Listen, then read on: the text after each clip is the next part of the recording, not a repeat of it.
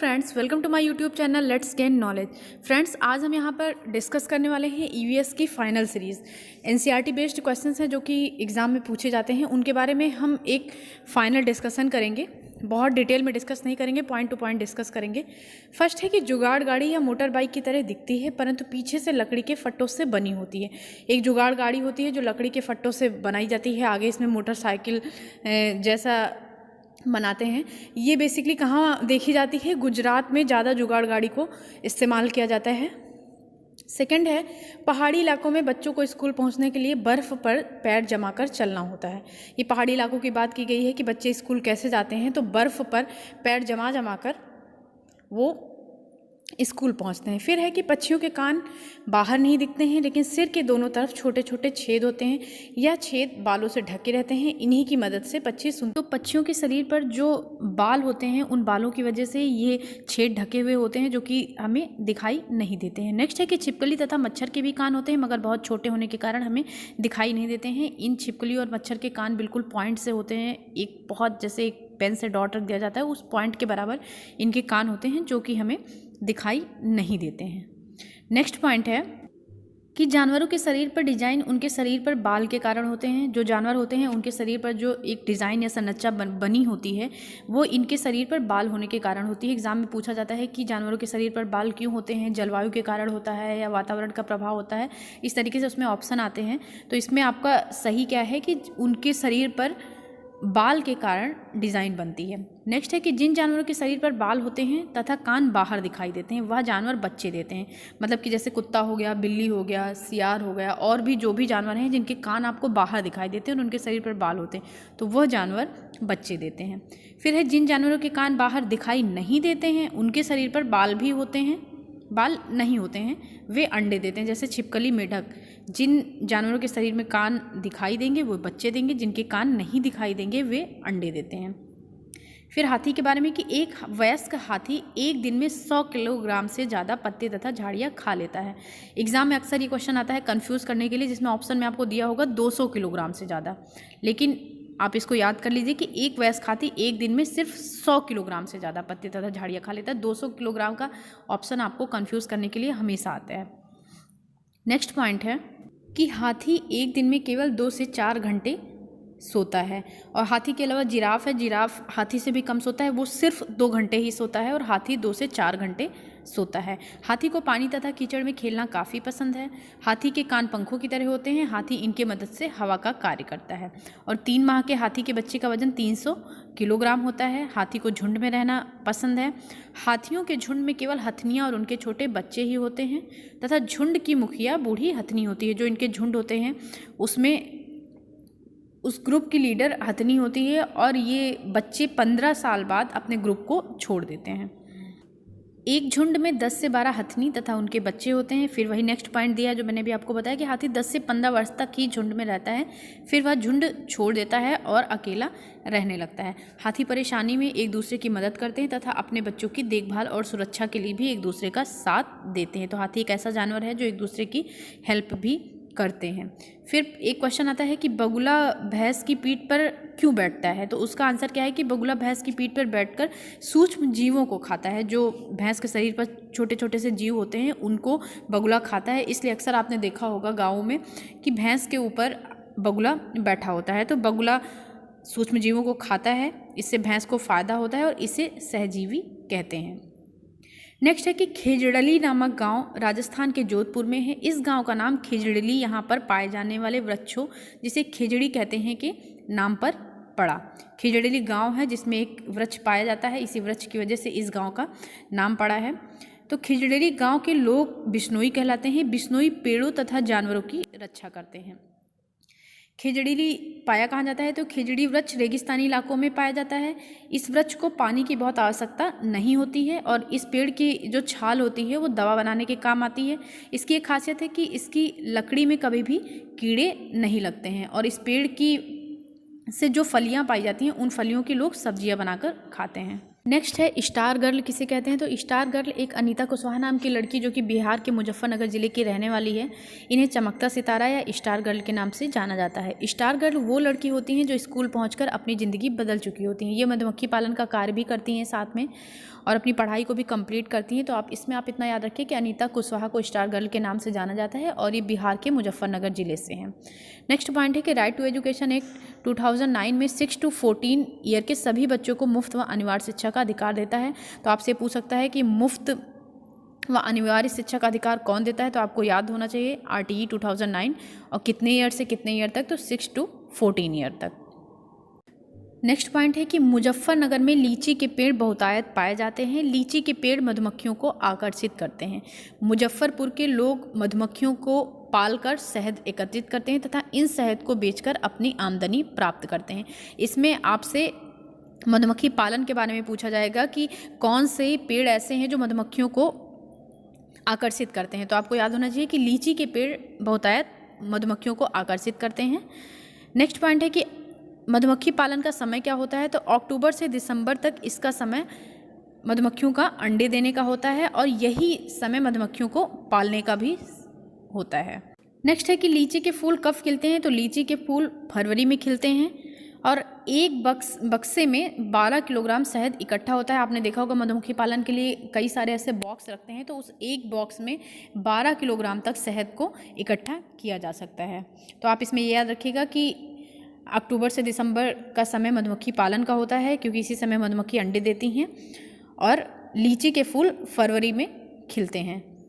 लीची के फूल ऐसे हैं जो कि मधुमक्खियों को बहुत आकर्षित करते हैं। तो अक्टूबर से दिसंबर में मधुमक्खी पालन का कार्य किया जाता है, अंडे देने का कार्य होता है। फिर फरवरी में, जनवरी के बाद फरवरी में ये लोग रस को इकट्ठा करते हैं और एक बॉक्स में 12 किलोग्राम तक शहद इकट्ठा होता है। हम मधुमक्खियों के बारे में और कुछ जान लें कि मधुमक्खियां हर एक छत्ते में एक रानी मधुमक्खी होती है। रानी मधुमक्खी का कार्य छत्ते में अंडे देने का होता है और छत्ते में नर मधुमक्खी भी होती हैं। तो मतलब कि जो मधुमक्खियों का छत्ता होता है उसमें सब अलग अलग डिवाइड, अलग अलग सबके काम बटे होते हैं। रानी मधुमक्खी का काम अंडे देने का होता है और नर मधुमक्खियाँ जो होती हैं वो विशेष कोई कार्य नहीं करते हैं। उसमें ही मजदूर मधुमक्खियाँ होती हैं जिनका कार्य होता है कि वह दिन भर कार्य कर कर शहद के लिए फूलों का रस लेकर आती हैं। और मधुमक्खियों के बारे में एक खास बात और है कि जब मधुमक्खियों को रस मिल जाता है तो ये एक विशेष प्रकार का नृत्य करती हैं या फिर एक भनभनाहट की आवाज़ आपने सुनी होगी मधुमक्खियों की। तो इनसे बाकी मधुमक्खियों को यह पता चल जाता है कि शहद यहाँ पर मिल रहा है, यहाँ से हमें शहद को इकट्ठा करना है। तो इनकी भनभनाहट से वो मधुमक्खियाँ उनकी तरफ आकर्षित हो जाती हैं। फिर नेक्स्ट है कि छत्ता बनाने का काम तथा बच्चों को पालने का काम मजदूर मुखिया करती है। जो कि मजदूर मधुमक्खियाँ जो होती हैं उनका जो मेन मुखिया होता है वो छत्ता बनाने का काम तथा बच्चों को पालने का काम करता है। नर मधुमक्खी छत्ते के लिए कुछ खास काम नहीं करते। मैंने अभी आपको बताया था कि जो मेल भी होते हैं वो छत्ते के लिए कुछ खास कार्य नहीं करते हैं। मधुमक्खियों की तरह ही चींटियाँ होती हैं। चींटियाँ भी मिलजुल कर काम करती हैं। चींटियों में भी सभी का कार्य बटा हुआ होता है। रानी चींटी जो होती है वो अंडे देती है, सिपाही चींटी जो होती है वो बिल का ध्यान रखती है और मजदूर चींटी जो होती है वो भोजन एकत्रित करने का कार्य करती है। चींटियों के बारे में कि चींटियाँ, जब आपने देखा होगा कि एक लाइन से चींटियाँ चलती हैं तो एक साथ चलती हैं। चींटियाँ जब चलती हैं तो एक विशेष प्रकार की गंध छोड़ती हुई चलती हैं जिससे बाकी चींटियों को पता चल जाता है कि हमें किस तरफ जाना है। तो चींटियाँ एक प्रकार का गंध छोड़ती हैं, एक पहचान छोड़ती हैं जिससे कि बाकी चींटियाँ भी उसी रास्ते में चलती हैं। फिर इसी तरह दीमक और ततैया होते हैं। दीमक ततैया भी मधुमक्खी और चींटियों की तरह समूह में ही रहते हैं। है कि कौन से क्षेत्र कहाँ पर स्थित हैं। तो वलसाड, गांधीधाम, अहमदाबाद तथा कच्छ आदि क्षेत्र गुजरात में स्थित हैं। ये मैप के क्वेश्चन आ जाते हैं कि कौन से क्षेत्र कहाँ पर स्थित हैं। तो आप ये याद रखिएगा, वलसाड, गांधीधाम और अहमदाबाद तथा कच्छ, ये 4 क्षेत्र गुजरात में स्थित हैं। फिर है कि गोवा से केरल के बीच रेल द्वारा 92 सुरंग और 2000 पुल पड़ते हैं।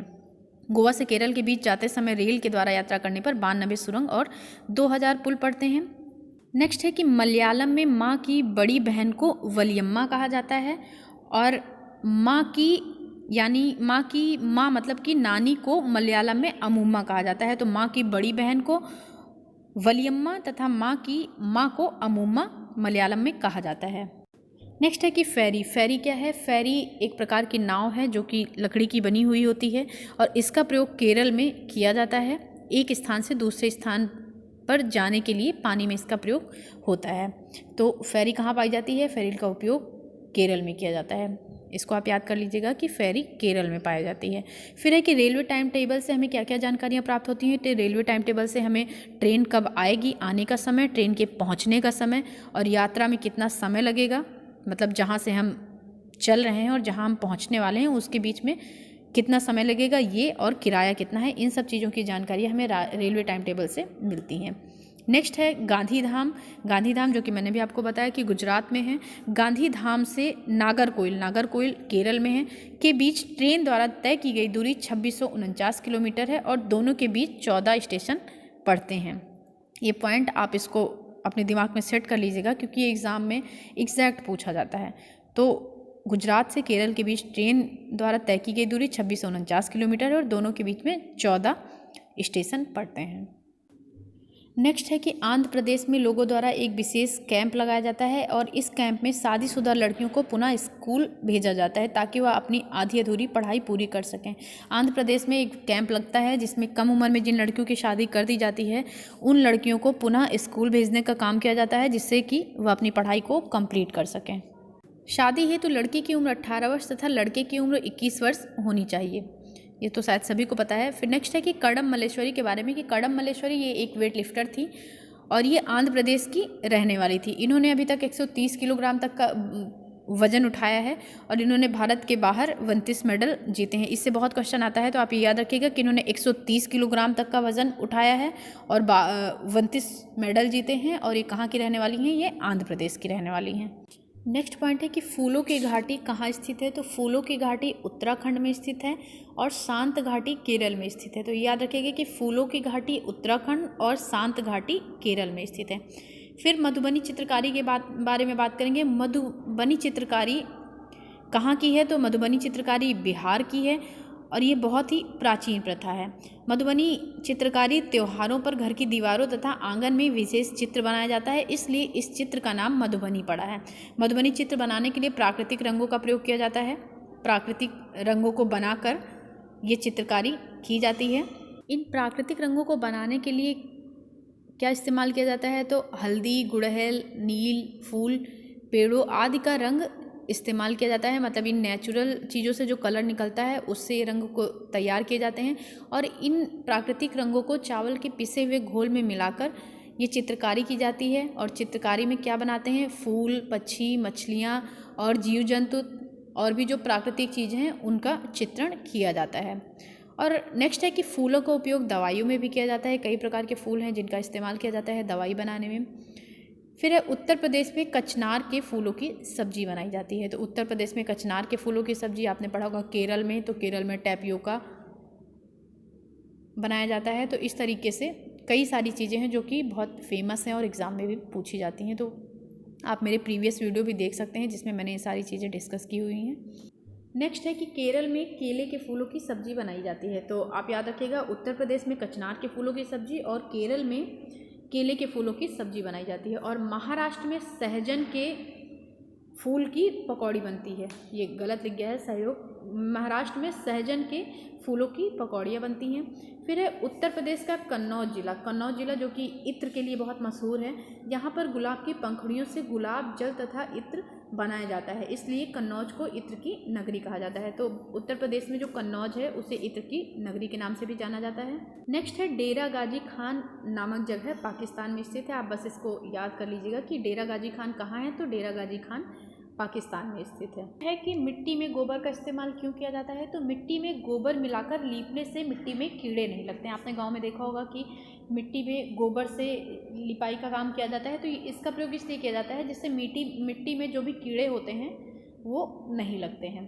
फिर है कि सोहना गांव हरियाणा में स्थित है। यहाँ घर बनाने के लिए लोगों द्वारा आसपास के उपलब्ध वस्तुओं का प्रयोग किया जाता है। तो सोहना गांव कहाँ है? ये हरियाणा में स्थित है और यहाँ पर घर बनाने के लिए लोग जो भी आसपास चीज़ें उपलब्ध होती हैं उनका इस्तेमाल करके अपने घर को बनाते हैं।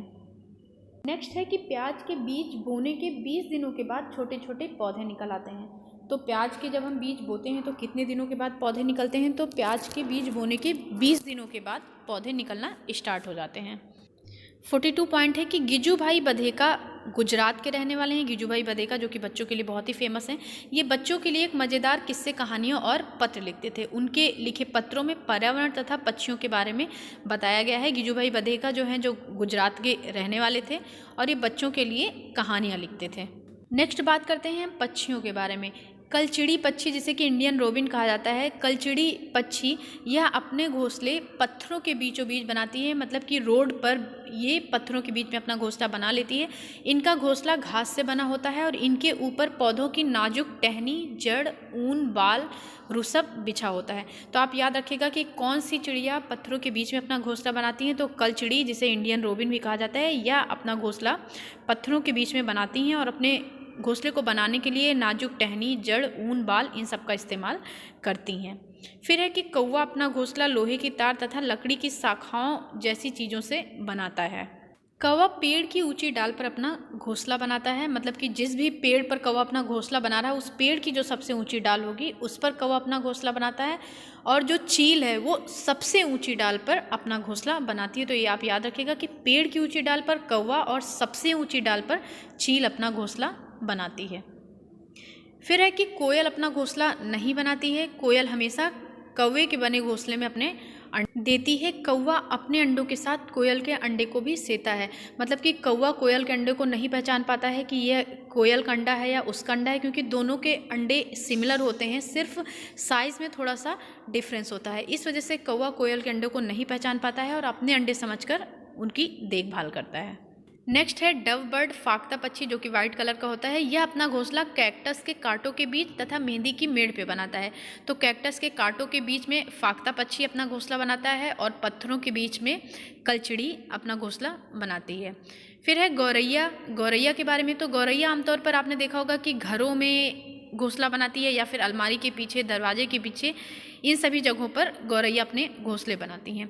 कबूतर भी अपनी घोंसले ऐसी जगह पे बनाता है जैसे पुराने मकान या खंडहर में। फिर बसंत गौरी पेड़ के तने में गहरा छेद करके अपना घोंसला बनाती है और उसी में छेद बनाकर अंडे देती है। बसंत गौरी शायद आपने सुना हो गांव में जिसे कटफोड़ा कहते हैं, वही बसंत गौरी है। आपने देखा होगा कि ये पेड़ के तने में टुक टुक की आवाज़ करती है, तो ये उसमें अपना घोंसला बनाकर उसी में अंडे देती है। नेक्स्ट है दर्जिन चिड़िया। दर्जिन चिड़िया जो होती है वो अपने चोंच से पत्तों को सिल लेती है, पत्तों को सिलकर उसके बीच में ये अंडा देती है। तो दर्जिन चिड़िया, याद रखिएगा, दर्जिन मतलब कि जो सिलकर, अपने पत्तों को सिलकर अपना घोंसला बनाती है। फिर है कि नर बीवर पक्षी घोंसला बनाता है और मादा बीवर उन सभी घोंसलों को देखती है, इनमें से जो सबसे अच्छा लगता है उसमें अंडे देती है। नेक्स्ट है सकरखोरा पक्षी पेड़ की डाली पर अपना लटकता हुआ घोंसला बनाता है। इसका घोंसला बाल, बारीक घास, पतली टहनियाँ, सूखे पत्ते तथा पेड़ की छाल व कपड़ों के चिथड़ों से बनाए जाते हैं। सकरखोरा पक्षी जो भी होता है ये अपना घोंसला लटकता हुआ बनाता है और इसके घोंसले में बाल, पतली टहनियाँ, सूखे पत्ते, छाल, कपड़ों के चिथड़े, ये सब पाए जाते हैं। नेक्स्ट है बिल्ली के दांत बहुत नुकीले होते हैं, जो कि मांस फाड़ने और काटने के काम आते हैं। फिर है कि गाय के बारे में, कि गाय के आगे के दांत छोटे होते हैं, जबकि पत्तों को काटने के लिए और घास चबाने के लिए पीछे के दांत चपटी और बड़े होते हैं। मतलब कि जब गाय के जो आगे के दांत होते हैं वो छोटे होते हैं और जो ये पत्ते काटने का काम करती है या घास को चबाने का काम करती है, तो वो पीछे के जो चपटे और बड़े दांत होते हैं उनसे यह कार्य करती है। फिर है सांप के बारे में, कि सांप के दांत नुकीले होते हैं पर यह शिकार को चबाता नहीं बल्कि निगल जाता है। सांप के बारे में हम आगे और डिस्कस करेंगे।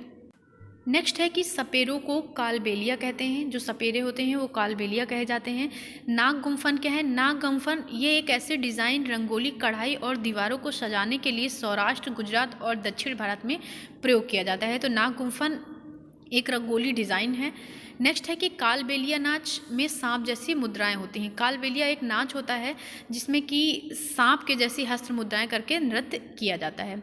नेक्स्ट है कि बीन पार्टी के बाजे, बीन जो सपेरे बीन लिए होते हैं जिसको बजाते हैं, जिसके कंपन से सांप बाहर निकलते हैं, तो उस बीन का निर्माण सूखी लौकी, तुम्बा या खजरी से किया जाता है। फिर है कि हमारे देश में पाए जाने वाले सांपों में केवल 4 तरह के सांप जहरीले होते हैं। सांप तो बहुत पाए जाते हैं लेकिन अपने भारत में सिर्फ 4 प्रकार के जहरीले सांप पाए जाते हैं, जिनके नाम हैं नाग, करैत, दुबोइया और अफाई। ये 4 सांप जहरीले सांप होते हैं। जो कि भारत में पाए जाते हैं। फिर है कि सांप जब किसी को काटता है तो उसके 2 खोखले जहर वाले दांतों से उस व्यक्ति के शरीर में जहर चला जाता है। आपने देखा होगा कि किसी व्यक्ति को सांप काटता है तो 2 डॉट से निशान बने होते हैं, तो वो उनके दांत होते हैं, 2 खोखले दांत, जिनसे जहर व्यक्ति के शरीर में पहुंच जाता है और उस व्यक्ति को दवाई दी जाती है जो कि उस सांप के जहर से ही बनाई जाती है। जो सांप काटता है उसी सांप के जहर से ही उसकी दवाई बनाई जाती है। एक पॉइंट है कि सांप के कान नहीं होते हैं। सांप किसी की आहट को या किसी भी आवाज़ को कंपन के द्वारा महसूस करता है, उसके कान नहीं होते हैं। तो आज इस वीडियो में हम लोगों ने 60 पॉइंट डिस्कस किए हैं जो कि एक फाइनल रिवीजन की तरीके से हैं। ये आपके एग्ज़ाम में बहुत हेल्पफुल होंगे। तो प्लीज़ अगर आपको वीडियो अच्छा लगे तो इसे लाइक शेयर सब्सक्राइब ज़रूर करिएगा। Thank you.